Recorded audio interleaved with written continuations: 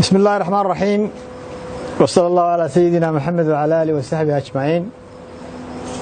وعن سلام يا دمان شعب غير سوماليلاند وعن أبو قبرية إن حجيدي حجك سو تكتي حجكي يا عماشو ذي بإلهي كاقبله وعن إلهي ويديني عافمات لما ضدك حنوصنا إياه غير سوماليلاند وضمبين waxaan eebba ka baryayaa inuu amniga iyo iimaankaba inoo adkeeyo. waxaan ugu baaqayaa shacbiga reer Soomaaliland inaynu wada ilaashano nabadda iyo qarannimada Soomaaliland. dhawaan safar kooban baan ku tegay dalka Itoobiya.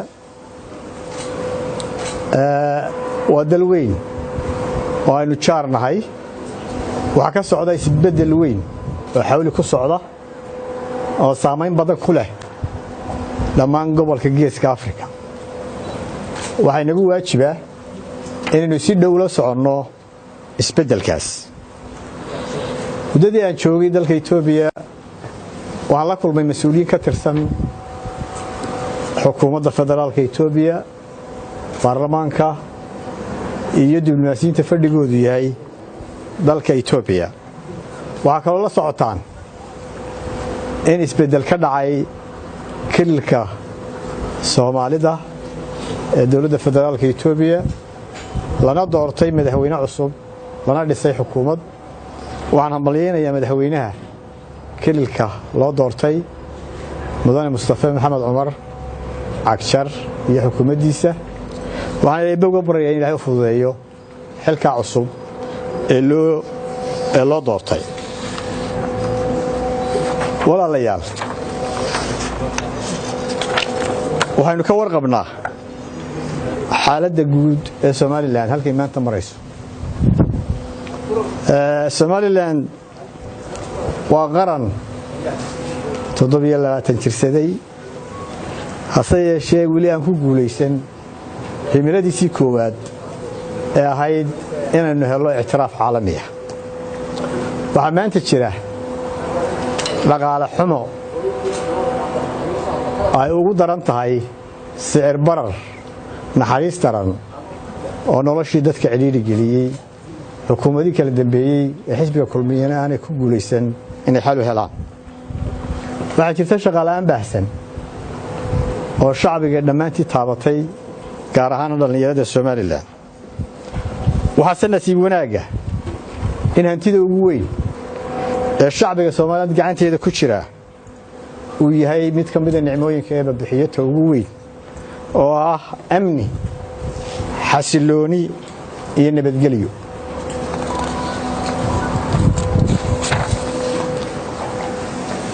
xasiloonidaas iyo amnigaas waa astaanta Soomaaliland kaga duwan tahay Soomaalida inteeda kale. waa waajib in wada saaran dhammaanteen inaan ilaashano nabadgelyada, Ilaahayna ugu mahadnaqno.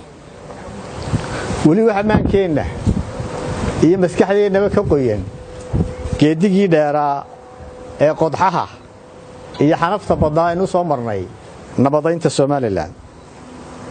nabaddu waa tay noo suurtagelisay inaan samayno horumarka maanta aan ku naaloonayno: dhismaha dowladnimada, samayn dastuur iyo abuuritaan hannaan dimuqraadi iyo axsaab fara badan.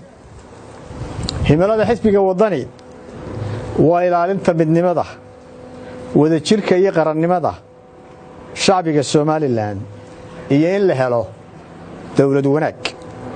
xukuumadda Soomaaliland waxaa saaran oo waajib dastuuriya ku ah wax ka qabashada xaalad kasta oo nabadgelyo xumo oo dalka soo wajahda, sida ay u maaraysana shacbiga iyo qarankuba uu kala xisaabtami doona. qarannimada, nabadgelyada iyo midnimada shacbiga waxa ilaalin kara oo keliya cadaalad, wada lahaanshaha iyo sinaanshaha in loogu adeego shacbiga. Soomaaliland maanta deegaan kasta waxa taal tabasho weyn, tabasho heer walba oo taabanaysa adeega bulshada, haddii ay tahay caafimaad, darro hadday tahay biyo la'aan iyo shaqo la'aan waddo xumo iyo waxbarasho la'aan waxaa jira cabashooyin shacab oo ah inaan loo sunnayn fursadaha dhaqaalaha iyo qandaraasyada qaybinta adeegyada dawladda mashaariicda horumarinta iyo qaybinta darajooyinka waxaa waajib ah kuwa xukuumadda inay dhegaysato waxna ka qabato cabashooyinka iyo tabashooyinka shacbiga ee deegaan kasta waxaan ka digaynaa in dhayalsiga iyo ka dhagaadayga xukuumadda ee dhawaaqa dheer iyo cabashooyinka ilaahay naguma keene ay keeni karaan burbur ummadeed iyo fashil dawladnimo gobollada bari ee Sanaag iyo Sool waxaa intaasu dheer xaalad werwer leh oo nabadgelyo darro shacbiga reer Sanaag iyo Sool waxaan cod dheer ugu baaqayaa inay ku faraadeeyaan nabadgelyada nabadda Soomaaliland waxaana xaqiiqa in inta tabasha jirto amni darrana ay jiri doonto waxa mahadnaq iyo bogaadin inaga mudan gudidii loo soo afjartay colaadii degmada Ceelaf Weyn ee isugu jirtay culimada iyo madaxda dhaqanka iyo dadkii kale ee ka qayb galay xasilinta deegaankaas ciidamada qaranka iyo Korneyl Caare ciidamada qaranku waa astaanta karaamada iyo sharafta dal kasta leeyahay ciidanka qaranku waa ilaaliyaha nabadda ciidda iyo shacabka waxa uu ka madax bannaan yahay siyaasadda iyo in loo nisbeeyo reer ama beel ama xisbi Korneyl Caare waa sarkaal sare oo magac iyo maamuus ku leh ciidanka qaranka Soomaaliland dhexdiisa kana mid ahaa mujaahidiintii dalkan xoreysay ma ahayn siyaasi kamana mid ahayn xisaabta qaranka Korneyl Caare waxa uu amar ka qaadanayay maamulkiisana lagu ogaa taliska ciidanka qaranka Soomaaliland iyo xukuumadda sida uu qalabka warbaahinta ka sheegay Korneylku wuxuu uga tagay ciidanka cadaalad darro iyo sadbursi kamaynu maqal warbaahinta in taliska ciidanka qaranka Soomaaliland iyo xukuumadda midkoodna sameeyay guddi baadhiseed oo soo xaqiijisa ama beenisa warka Korneylku sheegay sida laga xaqiijiyay odayaasha deegaanka ka soo jeeda Korneyl Caare oo u tagay madaxweynaha bishii Ramadaan waxa madaxweynuhu ku wargeliyay inaan lagala hadal arinta Korneylka ay xukuumaddu go'aan ka gaari doonto sidoo kale gudidii khayrka qabtay ee xidhay isla markaana xasilisay nabadda Ceelaf Weyn waa xukuumaddu ku wargelisay in arinta Korneyl Caare iyadu xal ka gaari doonto Korneyl Caare muddo ku dhow 4 bilood ayuu joogay deegaanka Ceelaf Weyn isagoo ka maqan ciidanka qaranka xukuumadda Soomaaliland iyo taliska ciidanka qaranku waxa la kamay samayn go'aanna kamay gaadhin arinta Korneylka heshiiska nabadana laguma darin oo xukuumadda ayaa iska hortaagtay arinta Caare xal waa loo heli karay culimadii iyo guddigii dhaqanka ee nabadda Ceelaf Weyn dhamaysay ayaa diyaar u ahayd inay gasho xisbiga wadani ma qabo mana taageerayo in dagaal xabad ama jabhadayni tahay xalka dhibaatada maanta Soomaaliland haysata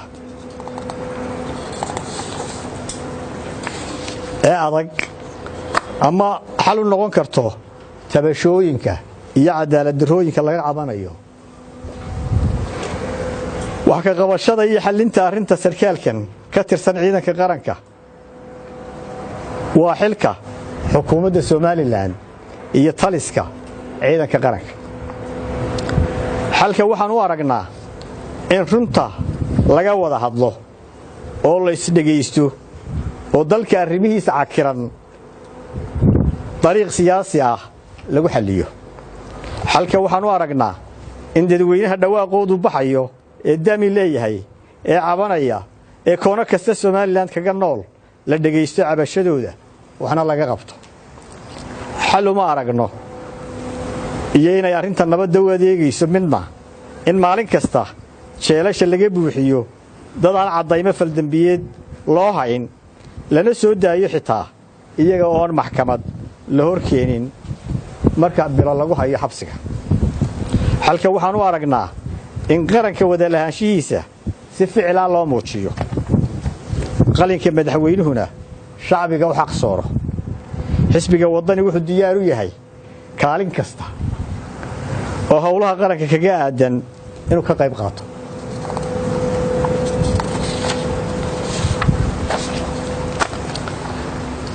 hantida la soo celinayo sida ka war qabtaan barnaamijkii siyaasiga xisbiga wadani waxa la fadhabar u ahaa in la soo celiyo hantidii aan sifaha sharciga ku bixin.